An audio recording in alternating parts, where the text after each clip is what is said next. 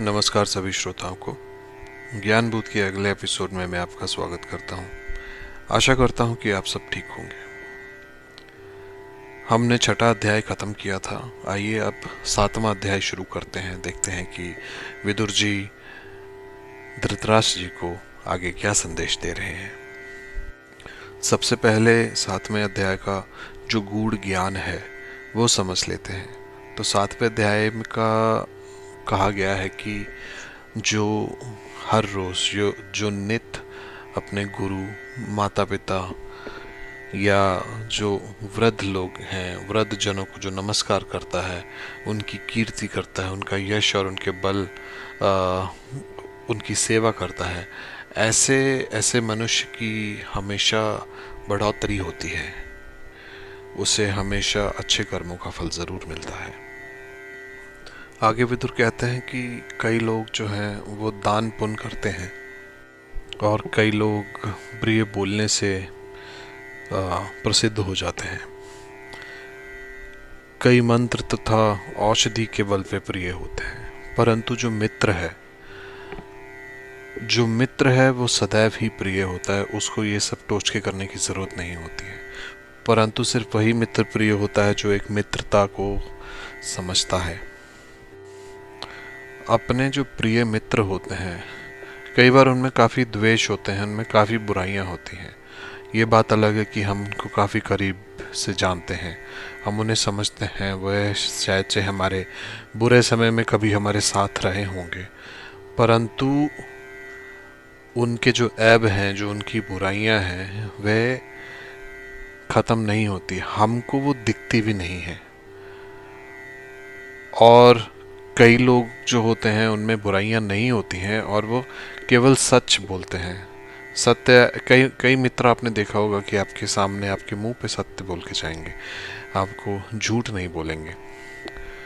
ऐसे लोगों को कभी कभी हम पसंद नहीं करते हैं। तो हमारे लिए ये समझना बहुत ज़रूरी है कि कौन हमारे लिए अच्छा है, कौन हमारे लिए बुरा है। कभी कभी अच्छी चीज़ के पीछे बुरी चीज़ छिपी हो सकती है और बुरी मित्रता के पीछे अच्छे मित्र भी छुपे हो सकते हैं। और यही बात धृतराष्ट्र को विदुर बता रहे हैं कि उनके अपने पुत्रों के बारे में। क्योंकि फिर आगे विदुर जी ने कहा कि महाराज, मैंने आपको पहले ही कहा था, जब दुर्योधन का जन्म हुआ था तो मैंने आपको कहा था कि इस एक पुत्र को आप त्याग दीजिए। इसको त्यागने से आपके जो 100 पुत्र हैं उनकी वृद्धि होगी, परंतु इस एक पुत्र के कारण आपके पूरे 100 पुत्र, आपकी पूरी प्रजा का नाश हो सकता है। कई बार हम ऐसे काम कर देते हैं कि जिसके कारण हमें आज तो उनका मुनाफा लगता है, परंतु कल शायद से उसी से हमारा भारी नुकसान होगा। तो ऐसे ही विदुर कहते हैं कि जो वृद्धि भविष्य में नुकसान का कारण हो या नाश का कारण हो, ऐसी वृद्धि को ज़्यादा ध्यान नहीं देना चाहिए, ऐसी वृद्धि के ऊपर।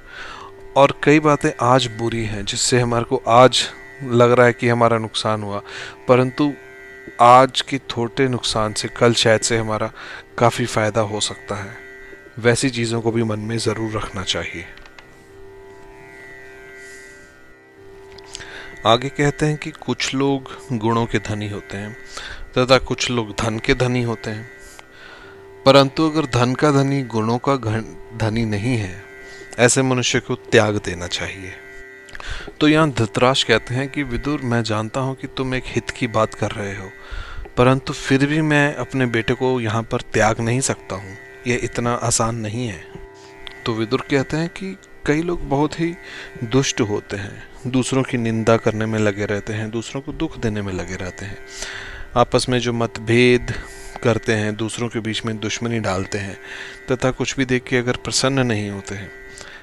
ऐसे लोगों को पास में रख के आप करेंगे भी क्या? ऐसे लोगों से कोई लेन देन भी नहीं रखना चाहिए, क्योंकि इससे काफ़ी बड़ा नुकसान हो सकता है। दूसरों में हमेशा गलत देखना,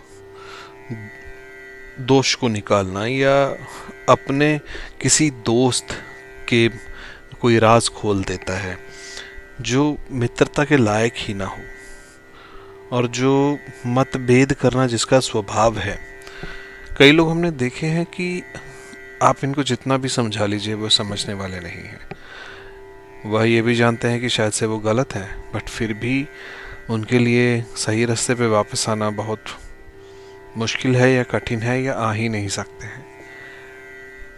ऐसे में कई हमारे मित्र भी हो सकते हैं, कई हमारे सखे संबंधी भी हो सकते हैं, परंतु ये जानना ज़रूरी है कि कौन कैसा है, और वैसे व्यक्ति को त्यागना ज़रूरी है, चाहे कैसा भी रिश्ता हो।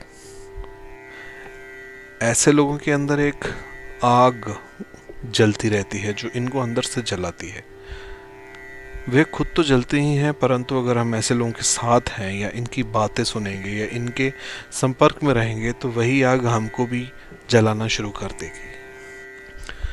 आगे यहाँ पर विदुर कहते हैं कि जो दरिद्र हो, जो दीन हो तथा कोई रोगी हो, अगर कोई व्यक्ति उन पर कृपा करता है या उनकी मदद करता है, या कोई पशु हो या कोई भी ऐसी चीज़ जो दुख में हो, अगर उसको दुख से निकालने का प्रयास भी करता है तो उसका शुभ ही होता है। हम जानते हैं कि कभी कभी कर्मों का फल समय पे आता है, पर कर्मों का फल आता ज़रूर है। तो हमको ये नहीं सोचना चाहिए कि हमारा इसमें क्या फ़ायदा है, जो सही है वही करना चाहिए। तो फिर आगे विदुर कहते हैं कि इसलिए महाराज ये समझिए कि किसको त्याग करना है, कैसे लोगों को आपको अपने पास रखना है, कैसे लोगों की आपको मदद करनी है, कैसे एक राजा की तरह आपको फैसले लेने हैं। इससे आपके कुटुंब का ही फायदा होगा, नहीं अगर आप ये करेंगे तो आपके पूरे कुल का नाश हो सकता है। और महाराज आप तो संपन्न हैं, तो पांडवों को जो इतने महान हैं कुछ ग्राम दे दीजिए, कुछ गांव दे दीजिए, ताकि वह भी शांतिपूर्वक वहां पर रह सकें। आप राजा हैं, ऐसा करने से आपकी और वृद्धि होगी, आपको और पुण्य मिलेंगे, आपको और स्वर्ग लोक में दान मिलेंगे, आपका काफ़ी फायदा होगा। और वैसे अगर आप राजा हैं तो आप अपने पुत्रों के अधीन मत आइए, अपना फैसला लीजिए। और राजन मुझे अपना हितकर मानिए, मैं आपके भले की बात कर रहा हूँ, मैं आपके लिए बुरा नहीं चाहता हूँ। मैं यही चाहता हूँ कि इस कुटुंब का नाश ना हो, पांडवों के साथ भी बुरा ना हो, और जो सही है वो सही रहे। फिर आगे विदुर कहते हैं कि जो अपना कुटुंब होता है, जो अपना कुल होता है, जो अपने लोग होते हैं, उनके साथ एक प्यार का बर्ताव करना चाहिए। अपने मन से सही जो चीज़ है उसे करनी चाहिए। किसी के मोह में आके हमें कोई गलत फैसला नहीं लेना चाहिए। इससे जो वृद्धि होती है वो तो महाराज आप जानते ही हैं, पर ऐसा ना करने से पूरा कर्म भी डूब जाएगा, साम्राज्य भी डूब जाएगा। तो जो पांडव हैं आप उनके साथ एक उत्तम व्यवहार करिए, उनकी रक्षा करिए, वो आपके ही फैमिली वाले हैं या आपके ही कुल के लोग हैं। तो भरत श्रेष्ठ ये जान लीजिए कि अगर पांडवों और कौरवों में लड़ाई हो गई तो जब आप मृत लोगों को देखेंगे, अपने पुत्रों को मृत देखेंगे, पांडवों को मृत देखेंगे, तब आपको बहुत दुख होगा। तो पहले ही आप ये फैसला कर लीजिए कि क्या सही है और क्या गलत है। तो फिर ऐसी बातों बातों में विदुर आगे कहते हैं कि आप खुद जानते हैं कि दुर्योधन ने कैसे काम किए हैं, आप ये जानते हैं कि उसका साथ भी कैसे लोगों ने दिया है। तो वही बात होगी जो मैं आपको मित्रता, गलत लोगों का त्याग करना, वो सब बातें मैंने आपको बताई हैं। परंतु आप ये सुनकर भी अगर कोई फैसला नहीं लेंगे तो यह काफ़ी गलत होगा।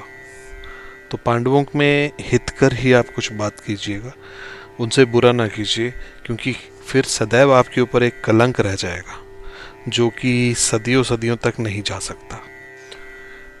और जो भी ज्ञान आपको मिल रहा है, भगवान कृष्ण ने जो आपको बताया है, जो आप खुद समझते हैं, जो मैंने आपको चीज़ें बताई है, ये सब ज्ञान की बातें सुनकर किसी का कोई फ़ायदा नहीं होता है जब तक कोई उन पर अमल ना करे या कोई उन पर चलना शुरू ना करे। शास्त्रों का ज्ञान काफ़ी फायदे वाला है। परंतु शास्त्रों का ज्ञान ज्ञान तभी कहलाएगा जब उस पर हम चलना शुरू करेंगे या उनकी रहस्यमय बातों को समझकर अपने जीवन में अपनाएंगे। जो समुद्र में गिरी हुई वस्तु होती है वो नष्ट हो जाती है। अगर कोई बात हम नहीं सुनते हैं तो वह बात, कही गई बात भी नष्ट हो जाती है। वो ऐसी बात होगी कि एक कान से सुनी और दूसरी से निकाल दी। जो पुरुष अपनी इंद्रियों के वश में आ गया है वह पुरुष अपने पूरे ज्ञान को नष्ट कर देता है, अपने खुद को नष्ट कर देता है। उसी तरह से ये वही बात होगी जैसे अगर आपने कोई यज्ञ भी किया है, यज्ञ राख में कर दिया है, या यज्ञ में वह सब आपने जो प्रिकॉशंस होते हैं, सावधानियां नहीं बरती, तो वैसा यज्ञ भी नष्ट हो जाता है। तो इसलिए जो बुद्धिमान पुरुष है वह अपनी गलतियों से समझता है, वह निश्चय करता है कि क्या करना चाहिए क्या नहीं करना चाहिए, सुनकर देखकर भली भांति जानकर ही कोई बात आगे करता है। महाराज ये याद रखिए कि जो विनय है वो अपकीर्ति को नष्ट कर सकता है, जो पराक्रम है वो गलत चीज़ों को नष्ट कर सकता है, अनर्थ जब होता है उसको नष्ट करता है। उसी प्रकार से अगर आप क्षमा करते हैं किसी को तो वह क्रोध को नष्ट कर सकता है, जो कि बहुत बड़ी चीज़ है। और जो सदाचार होता है ना, वो गलत जो लक्षण होते हैं उनको ख़त्म करता है। तो राजन, विभिन्न प्रकार के ये जो भोग सामग्री हैं, जो घर हैं, जो सेना है, जो भी लगे, आपको उन सब का इस्तेमाल करके अपनी प्रजा की सुरक्षा करनी चाहिए। ये आपका धर्म है।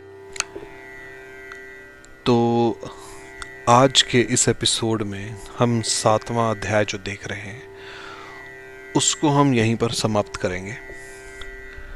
आगे 7वां अध्याय हम कंटिन्यू करेंगे अगले एपिसोड में।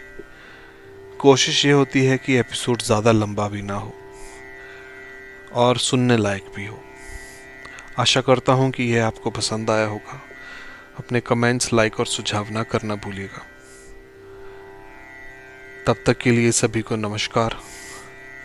जय हिंद, जय भारत।